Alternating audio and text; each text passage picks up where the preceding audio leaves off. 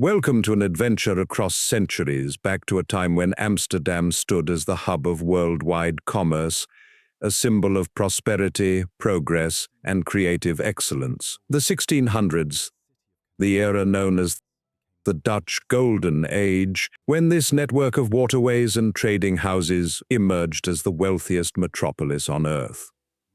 For generations, these images have survived only as etchings and sketches, captured moments preserved by the craftsmen who traversed these same pathways.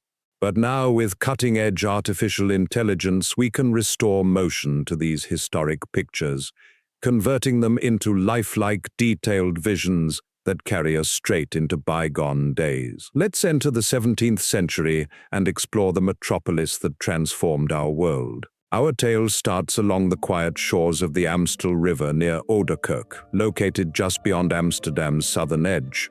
This countryside view from 1622 reveals the vital artery of the metropolis, the waterway that provided Amsterdam with its identity. People assemble near the shoreline while fishing crews maintain their equipment and vessels drift over most still waters. Long before, a barrier was constructed here across the Amstel, creating the foundation for the city. The Amstel served as Amsterdam's corridor to distant lands.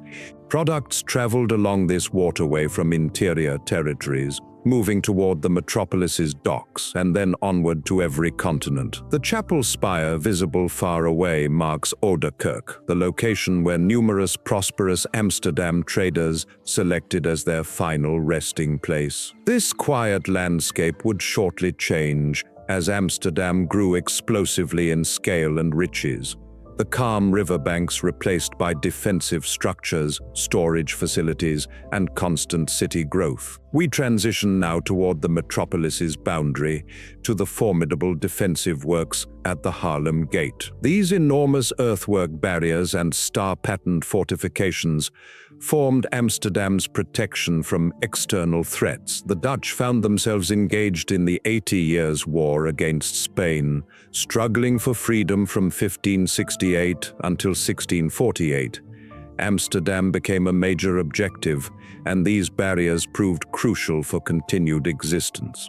Observe the windmills positioned along the defensive walls. These structures weren't processing grain, they were moving water. Amsterdam rests beneath sea level, and maintaining dry land required endless effort. The Dutch expression, "God made the earth, but the Dutch made the Netherlands," perfectly describes this technical achievement. Throughout the 1600s, Amsterdam expanded so quickly that these barriers needed reconstruction repeatedly. The metropolis developed in circular patterns of waterways, the Herengracht, Keizersgracht, and Prinsengracht, the celebrated canal system that continues to characterize Amsterdam currently.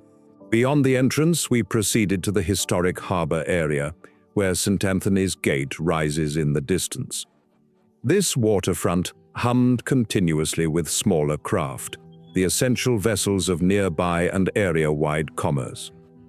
These weren't the massive ocean-traveling ships heading toward the East Indies. These included barges, fishing vessels, and canal craft that maintained the metropolis nourished and equipped. Fresh catches from the Zuider Zee, lumber from the Baltic region, crops from Dutch farmlands, everything moved through harbors such as this. Amsterdam's brilliance lay in coordination and productivity. Products moved from ocean-traveling ships to canal vessels with impressive rapidity.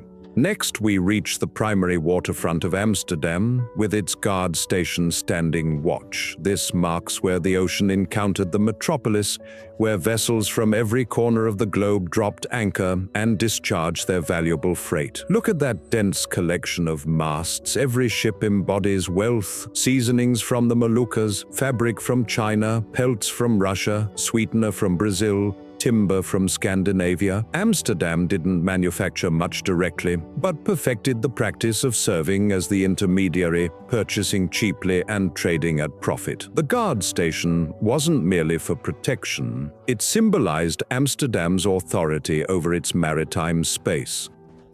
Vessels paid charges, underwent examination, and obeyed rigid rules. The Dutch East India Company, the VOC, established in 1602, transformed into the planet's first international corporation and pioneer in issuing stock. During its height, the VOC gave work to almost 70,000 individuals. Significant portions of its activities moved through this waterfront. These two commanding blockhouses defended the southern passage to Amsterdam via the Amstel. Constructed as protective installations in 1651, they shielded the metropolis's prosperity from Spanish forces, competing Dutch settlements, and English maritime power. Amsterdam had reached the summit of its influence, yet confronted fresh obstacles. The First Anglo-Dutch War would begin merely 12 months afterward. These blockhouses represented the metropolis's answer, functioning as both military protection and tax collection stations, guaranteeing products arriving through the Amstel contributed proper fees. Notice the vessels moving between them. Commerce never halted, even during periods of strain. The Dutch financial system relied on accessible sea routes, and Amsterdam's traders showed no tolerance for interruptions to operations. However, when winter descended, this identical landscape changed entirely. The Amstel became completely frozen, and the blockhouses watched over recreational activities instead of trade. Prosperous merchants and everyday workers together moved across the frozen surface. The winter freezing brought both advantages and difficulties. Commerce decelerated, reducing income, yet it simplified overland movement and provided working people respite and festivity. Winter celebrations on the frozen river became famous. Amsterdam wasn't solely about trade. It remained a vibrant metropolis where citizens discovered happiness and fellowship. Welcome to the new marketplace featuring the impressive WAG, the weighing facility, formerly St. Anthony's Gate. This fortress-style structure was converted in 1617 as the official weighing facility and guild headquarters. This location made commerce legitimate. Every major deal involving measured products, cheese, crops, precious metals, spices required confirmation here.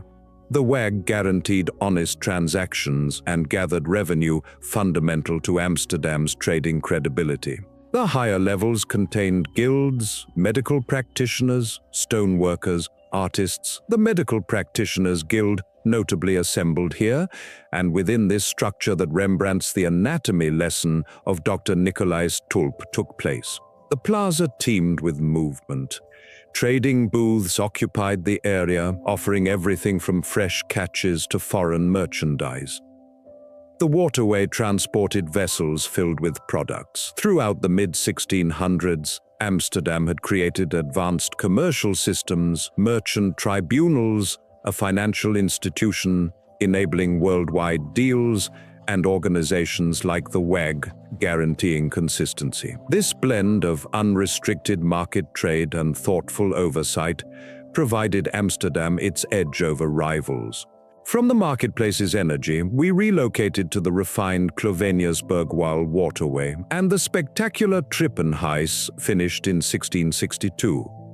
This served as the home of the Tripp brothers, weapons merchants who accumulated fortunes providing armaments throughout the 80 Years' War. This location revealed where Amsterdam's riches became apparent. Waterway residences weren't simply dwellings. They stood as design wonders declaring achievement. The Trippenhuis, with its 8 Corinthian pillars, ranked among the most striking. Notice the structure's breadth, exceptionally unusual in Amsterdam, where land was charged based on waterway exposure. The Tripp brothers possessed resources for lavishness. The interior showcased marble corridors, gold-covered ceilings, and invaluable artwork assemblies. These waterways reflected intentional city design. Unlike ancient cities with curving passages, Amsterdam's 17th-century growth followed mathematical precision, producing thousands of construction sites purchased by traders and nobility.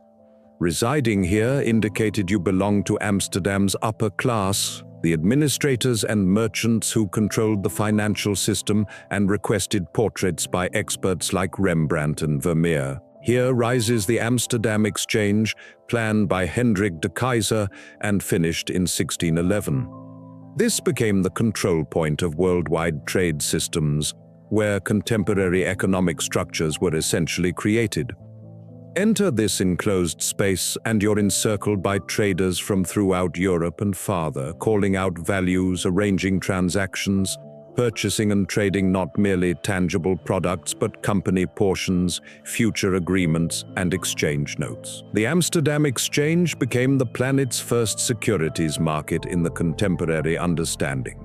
When the Dutch East India Company distributed shares in 1602, they became available for exchange here. This generated flexibility.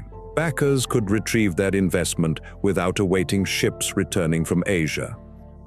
Amsterdam's traders didn't merely exchange, they revolutionized. They created selling borrowed assets, options contracts, and speculative agreements. The metropolis even witnessed the planet's first significant economic bubble, tulip fever, in 1637, when tulip bulb values climbed to ridiculous levels before collapsing. The exchange welcomed anyone with resources or borrowing power despite origin. Throughout the 1650s, Amsterdam stood as the unquestioned economic center of the planet.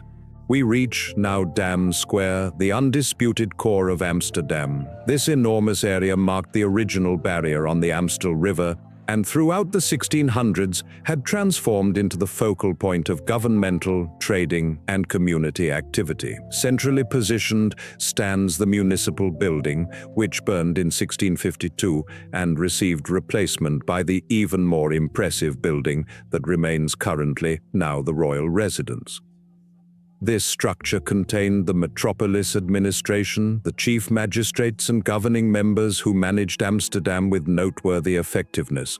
Amsterdam functioned as a self-governing entity within a self-governing nation. The Dutch Republic lacked a monarch, merely a flexible alliance of territories. Amsterdam, as the most affluent metropolis, exercised disproportionate power. The expression stated, "Amsterdam traders wear no royalty, yet control the money supply of monarchs." The plaza buzzed constantly. Trading areas filled the grounds. Official punishments sometimes took place here. Celebrations, commemorations, and declarations all occurred on Dam Square. Observe the variety: prosperous merchants, mariners from the East Indies, household workers, military personnel, religious officials, and those seeking charity. Amsterdam's residents increased from 50,000 in 1600 to beyond 200,000 by 1650, transforming it into among Europe's most populated cities. Ascending above the Western Waterway District stands the Westerkerk, the Western Chapel. Its spire, the Westertoren, extends 85 meters, rendering it the highest construction in 1600s Amsterdam, and a landmark noticeable from great distances. Finished in 1631 and planned by Hendrik de Keyser, the Westerkerk symbolizes the height of Dutch Renaissance design. In a metropolis where trading structures frequently dominated, this chapel declared that Amsterdam treasured religious existence and community honor. The tower itself became more than architectural achievement. It served as a navigational reference for sailors approaching the harbor and a symbol of Amsterdam's confidence during its most prosperous era. The crown adorning the spire, granted by Maximilian of Austria, represented the city's imperial privileges and independent spirit. This functioned as a Protestant chapel, reflecting the Calvinist beliefs that prevailed in Amsterdam following its participation in the Dutch uprising against Catholic Spain. The inside remained purposefully simple, no elaborate Catholic adornments. The emphasis centered on sacred scripture conveyed through sermons in an undecorated yet respectable environment. The wooden pews could accommodate thousands of worshippers. This simplicity wasn't poverty, but theological conviction. The Reformed faith believed decoration distracted from divine truth. The chapel's most celebrated occupant in 1669, Rembrandt van Rijn, received burial somewhere inside these boundaries. The craftsman who documented the essence of Amsterdam's prosperous period, resting beneath the shadow of this spectacular spire. Though Rembrandt died in relative poverty, he remained Amsterdam's greatest artistic voice, preserving the golden age for eternity. And there you have it, a quick journey through Amsterdam in the 1600s, a metropolis that emerged from waterways to become the marvel of civilization. We've witnessed the peaceful riverbanks that fed the city's growth, the massive fortifications that protected its wealth, harbors where global commerce converged, and canals where the richest merchants built their palaces. We plan to develop numerous additional AI reconstructions, bringing other historic cities back to life through the same technology. If you enjoyed this journey through time, please subscribe to join us for future explorations. Share in the comments which metropolis you'd want to witness next, and it could appear in the following video. Thanks for watching, and as always, we'll see you in the past.